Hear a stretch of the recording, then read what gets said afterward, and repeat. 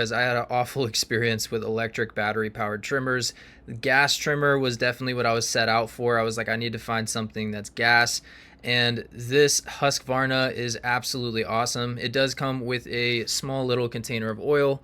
It does come pre-portioned to where you could pour this into a gallon of gasoline.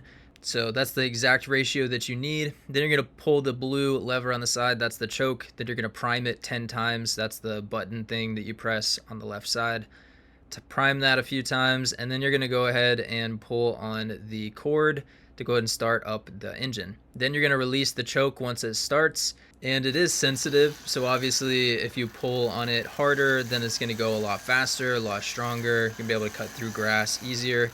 But if you just press lightly, then it's only going to use a little bit of gas and it's not going to put as much power behind it. So here's the assembly. It comes looking exactly like this, and it's literally just the guard that we put on the bottom and then the handle that we hold on to. And then it also comes with instructions that are extremely easy to understand.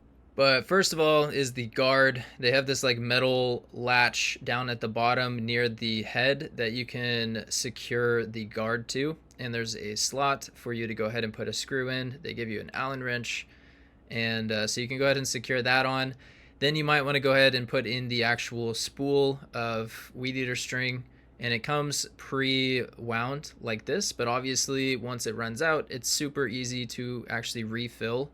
So you don't need to buy replacements. You can just get trimmer line and then actually, rewind it and put it back into the head of the Husqvarna.